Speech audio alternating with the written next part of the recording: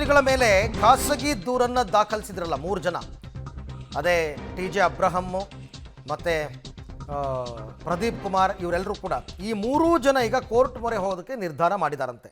ಯಾಕೆ ಮತ್ತೆ ಕೋರ್ಟ್ ಮೊರೆ? ರಾಜ್ಯಪಾಲರು ಪ್ರಾಸಿಕ್ಯೂಷನ್ಗೆ ಅನುಮತಿ ಕೊಟ್ಟ ಮೇಲೆ ಕೋರ್ಟ್ ಮೊರೆ ಯಾಕೆ ಅಂತಂದರೆ ಅಲ್ಲೂ ಕೆಲವು ವಿಷಯ ಇದೆ. ಕೋರ್ಟ್ನಲ್ಲಿ ಖಾಸಗಿ ದೂರು ಸಲ್ಲಿಕೆ ಮಾಡಿದ್ದ 3 ದೂರುದಾರರು ಕೋರ್ಟ್ನಲ್ಲ, ನ್ಯಾಯಾಲಯದಲ್ಲಿ, ಅಂದರೆ ಮೈಸೂರು ಲೋಕಾಯುಕ್ತದಲ್ಲಿ ಟಿ.ಜೆ. ಅಬ್ರಹಂ, ಸ್ನೇಹಮಯಿ ಕೃಷ್ಣ ಮತ್ತು ಪ್ರದೀಪ್ ಅವರು ದೂರನ್ನು ಸಲ್ಲಿಕೆ ಮಾಡಿದರು. ಪ್ರಾಸಿಕ್ಯೂಷನ್ ಅನುಮತಿ ಪತ್ರ ಈಗೇನಿದೆ ರಾಜ್ಯಪಾಲರು ಕೊಟ್ಟಿರೋದು, ಇದನ್ನು ಕೋರ್ಟ್ಗೆ ನಾಳೆ ಸಲ್ಲಿಕೆಯನ್ನು ಮಾಡಲಿದ್ದಾರೆ ದೂರುದಾರರು. ಅವರು ಕಾಪಿ ತಗೊಂಡು ರಾಜ್ಯಪಾಲರ ಆದೇಶದ ಪ್ರತಿಯನ್ನು ತಗೊಂಡು ಕೋರ್ಟ್ಗೆ ಸಲ್ಲಿಕೆ ಮಾಡ್ತಾರೆ. ಈವರೆಗೂ ಯಾವ ದೂರುದಾರರಿಂದಲೂ ಸಹ ಲೋಕಾಯುಕ್ತಕ್ಕೆ ಅಪ್ರೋಚ್ ಮಾಡಿಲ್ಲ. ಫೈನ್, ಅಂದರೆ ದೂರು ದಾಖಲಾಗಿದೆ, ಅಪ್ರೋಚ್ ಮಾಡಿಲ್ಲ, ಯಾಕೆಂದರೆ ರಾಜ್ಯಪಾಲರು ತೀರ್ಮಾನ ತಗೊಂಡಿರಲಿಲ್ಲ.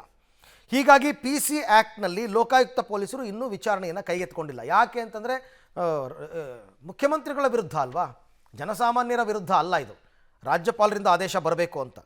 ಆಗಸ್ಟ್ 21ಕ್ಕೆ ಸ್ನೇಹಮಯಿ ಕೃಷ್ಣ ಖಾಸಗಿ ದೂರಿನ ಆದೇಶವನ್ನು ಕೋರ್ಟ್ ನೀಡುತ್ತೆ. ಕೋರ್ಟ್ ಕೂಡ ಕ್ರಮ ಕೈಗೊಳ್ಳೋದಕ್ಕೆ PC ಆ್ಯಕ್ಟ್ 17A ಅಡಿ ಸಕ್ಷಮ ಪ್ರಾಧಿಕಾರದಿಂದ ಅನುಮತಿ ಬೇಕೇ ಬೇಕು. ಇವೆಲ್ಲ ಕಾನೂನಾತ್ಮಕವಾಗಿ ಜನಸಾಮಾನ್ಯರಿಗೆ ಅರ್ಥ ಆಗಲ್ಲ. ಅದು ಏನೇನು ಡೆವಲಪ್ ಆಗುತ್ತೆ, ಏನೇನು ಪ್ರೋಗ್ರೆಸ್ ಆಗ್ತಾ ಹೋಗುತ್ತೆ, ಅದು ಗೊತ್ತಾಗ್ತಾ ಹೋಗುತ್ತೆ ಮುಂದಕ್ಕೆ ಏನಾಗುತ್ತೆ ಅಂತಂದ್ಬಿಟ್ಟು. ಬಟ್ ಇವಾಗ ಎಲ್ಲದಕ್ಕಿಂತ ಇಂಪಾರ್ಟೆಂಟು, ನಾಳೆ ಈ 3 ಜನ ದೂರುದಾರರು ಕೇವಿಯೇಟ್ ಅರ್ಜಿ ಹಾಕೋತಾರೆ. ಕೇವಿಯೇಟ್ ಅಂದರೆ ಏನು? ಮುಖ್ಯಮಂತ್ರಿಗಳ ಪರವಾಗಿ ಅಡ್ವೊಕೇಟ್ ಜನರಲ್ ಹಾಕ್ತಾರಲ್ಲ ಅರ್ಜಿಯನ್ನು, ನೀವು ಒಬ್ಬರ ವಾದವನ್ನೇ ಕೇಳಿಬಿಟ್ಟು ತೀರ್ಪು ಕೊಡಬೇಡಿ, ನಮ್ಮ ವಾದವನ್ನೂ ಆಲಿಸಿ ಅಂತ ಒಂದು. ಎರಡನೇದು, ಯಾವುದೇ ಕಾರಣಕ್ಕೆ ರಾಜ್ಯಪಾಲರ ಆದೇಶಕ್ಕೆ ತಡೆಯನ್ನು ಕೊಡಬೇಡಿ, ಸ್ಟೇ ಕೊಡಬೇಡಿ ಅಂತ ಬಿಗಿನಿಂಗಲ್ಲೇ ಕೇವಿಯೇಟ್ ಹಾಕ್ಕೊಂಡ್ಬಿಡ್ತಾರೆ.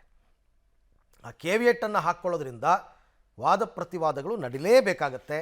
ಸೊ ಇದೆಲ್ಲವೂ ಕೂಡ ಇವ್ರ ಮುಂದೆ ಇರತಕ್ಕಂಥ ಆಯ್ಕೆಗಳು. ನಿನ್ನೆ ಟಿ.ಜೆ. ಅಬ್ರಹಂ ಅವರೆಲ್ಲ ಮಾತಾಡ್ತಾ ಹೇಳಿದ್ದಾರೆ, ನಾನು ಸೋಮವಾರ ಕೇವಿಯೇಟ್ ಸಲ್ಲಿಸ್ತೀನಿ ಅಂತ. ಪ್ರದೀಪ್ ಕುಮಾರು ಹೇಳಿದ್ದಾರೆ, ಸ್ನೇಹಜೀವಿ ಕೃಷ್ಣ ಅವರು ಹೇಳಿದ್ದಾರೆ. 3 ಜನ ನಾಳೆ, ಯಾಕೆಂದರೆ ನಿನ್ನೆ ಶನಿವಾರ, ಇವತ್ತು ಭಾನುವಾರ ರಜೆ ಇತ್ತು ಕೋರ್ಟ್, ಹಾಗಾಗಿ ನಾಳೆ ಅದನ್ನು ಅರ್ಜಿ ಹಾಕ್ಕೋತಾರೆ.